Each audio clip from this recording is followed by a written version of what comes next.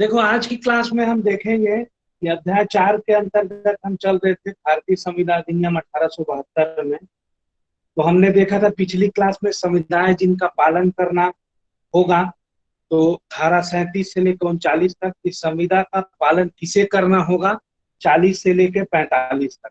आज की क्लास में हम देखेंगे कि पालन करने के लिए समय और स्थान। ठीक है, तो इस हेडिंग के अंतर्गत क्या देखेंगे हम, पालन के लिए समय और स्थान।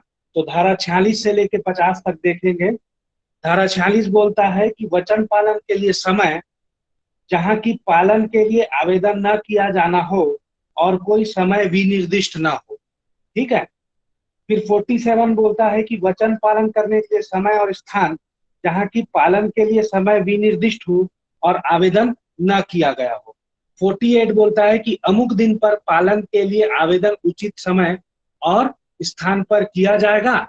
और 49 जो है बोलता है कि वचन के पालन के लिए स्थान, जहां की पालन के लिए आवेदन न किया जाना हो और कोई स्थान भी नियत ना हो।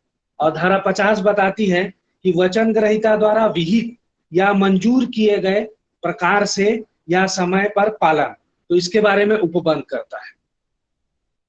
ठीक है, तो अब देखो कि पालन करने के लिए समय और स्थान मतलब क्या है, कि अब हम जो पढ़ने जा रहे हैं 46 से लेके 50 तक, इसमें क्या चीजें बताई होंगी कि जो पालन करना है संविदा का, उसके लिए समय और स्थान, ये दो चीजें महत्वपूर्ण है, जिसके से संबंधित सभी समस्याओं का जो समाधान है वो इस हेडिंग के अंतर्गत बताया हुआ है। तो देखते हैं कि 46 क्या बोलता है। तो 46 ये बोलता है कि वचन पालन करने के लिए समय। ठीक है, तो समय की बात है, जहां की पालन करने के लिए आवेदन न किया जाना हो। तो यहाँ आवेदन देना जो है वो जरूरी ना हो, और कोई क्या है, समय जो है वो विनिर्दिष्ट ना हो। ठीक, तो क्या क्या कंडीशन है कि आवेदन देना अनिवार्य नहीं है, और दूसरी चीज है कि उसके लिए कोई समय भी नियत नहीं किया गया है कि इस समय संविदा का पालन किया जाएगा ऐसे करके। ठीक है, तो उस समय कैसे देखेंगे हम वचन पालन के लिए। तो उपबंध देखते हैं कि जहां की संविदा के अनुसार वचनदाता को अपने वचन का पालन वचन ग्रहीता द्वारा आवेदन किए जाने के बिना ही करना हो। ठीक है, तो वचन ग्रहीता जो है वो आवेदन नहीं भी देगा तो भी उसको करना है, और पालन के लिए क्या है, कोई समय भी निर्दिष्ट ना हो। तो जब ऐसी समस्या उत्पन्न होगी संविदा के लिए तो क्या किया जाएगा। ठीक है, तो वहां पे क्या बोलता है, वचनबद्ध है ना, वचनबंध का पालन युक्ति युक्त समय के भीतर करना होगा। तो वहां पे युक्ति युक्त समय का मतलब क्या होता है, रीजनेबल टाइम जो है वो ऐसा है कि किसी चीज, जैसे आपको कोई सौदा करना है, ठीक है, तो आपने हाँ बोल दिया है, और वहां पे आवेदन सामने वाला नहीं करेगा, लेकिन ऐसा कोई निश्चित नहीं है कि आवेदन किया जाएगा और समय भी नहीं बताया गया है। तो आपको क्या करना है कि वो जो संविदा का पालन करना है आपको, जैसे मान लो 50,000 रुपए देना है या 1,00,000 रुपए देना है, तो आपको क्या करना है, उसको एक समय रहेगा, रीजनेबल टाइम। ठीक है, जो हर मामले की परिस्थितियों पर निर्भर करता है। तो आपको न्यूनतम उस समय में क्या कर देना है, उस समय में उसका आपको पालन कर देना है कि जिसके लिए आपको बोला गया है। ठीक है, तो यहाँ पे क्या है कि जो मामले की परिस्थितियां हैं उस पर निर्भर करेंगी चीजें कि कितना युक्त युक्त समय हो सकता है। अब जैसे मान लो आपको क्या करना है कि आपने कोई टमाटर लेके रखा हुआ है, मान लो 1 कैरेट का, और आपको उसको है ना, आप उसको खरीदना है, तो आपको उसको क्या करना है कि उसका पेमेंट करना है और उसको ले जाना है। तो आप क्या करेंगे कि उस चीज के लिए 1 आध साल तो नहीं लगा देंगे ना। तो युक्त युक्त समय क्या होता है, 1 2 दिन के अंदर या वो माल खराब होने से पहले, ठीक है, आपको उसको अपने अपने पास ले लेना है। तो यहाँ पे यही चीज बोलता है कि जहां पे क्या है, आवेदन ना किया जाना हो और समय भी निर्दिष्ट ना हो, तो युक्त युक्त समय के भीतर करना होगा ऐसे। अब स्पष्टीकरण जो है वो ये बोलता है कि युक्त युक्त समय क्या है। ठीक है, ये जो प्रश्न है वो एक विशिष्ट मामले में तथ्य का प्रश्न होता है, और हर एक विशिष्ट मामले में ये युक्त युक्त समय जो है वो अलग अलग हो सकता है। ठीक है, कि जैसे आप जो सामान ले रहे हैं या जिसके लिए आपने वचन दिया है, जिसका पेमेंट करे, तो ये सब परिस्थितियों पर निर्भर करता है। अब देखते हैं धारा 47 क्या बोलती है कि वचन पालन करने के लिए समय और स्थान जहां की पालन के लिए समय भी निर्दिष्ट ना हो और आवेदन न किया जाना हो। तो परिस्थितियां जो है वो लगभग बराबर हैं कि आवेदन न किया जाना हो, और दूसरी चीज क्या है कि समय भी न बताया जाए।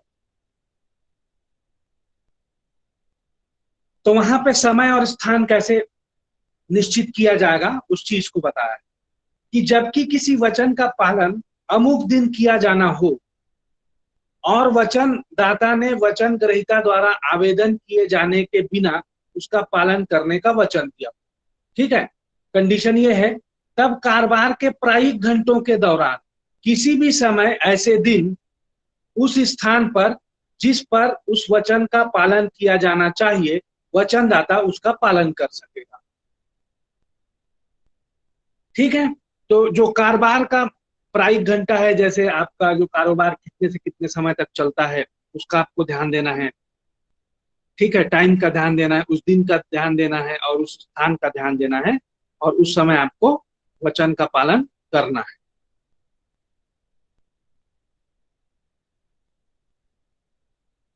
अब देखो, जैसे दृष्टांत देखते हैं कि यहाँ इससे ज्यादा क्लियर हो जाएगा ये सेक्शन, कि क वचन देता है कि वह 1 जनवरी को ख के भांडागार में माल परिदत्त कर देगा।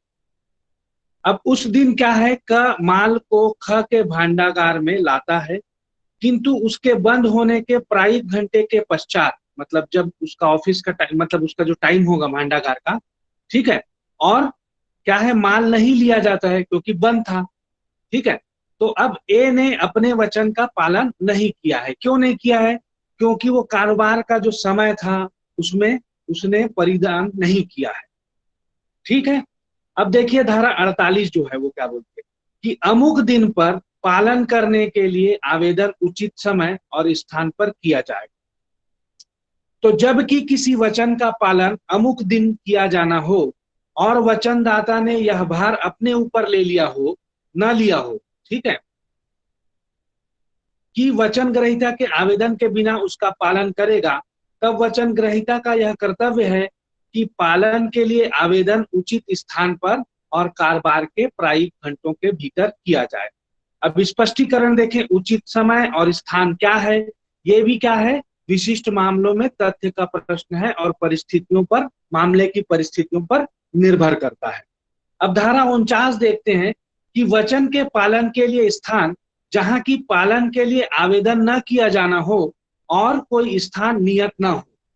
तो ऐसी परिस्थितियों में क्या है कि जबकि किसी वचन का पालन वचन ग्रहीता के आवेदन के बिना किया जाना हो और पालन के लिए कोई स्थान नियत न हो, तब वचनदाता का यह कर्तव्य है कि वचन के पालन के लिए युक्त स्थान नियत करने के लिए वचन ग्रहीता से आवेदन करे और ऐसे स्थान में उसका पालन करे।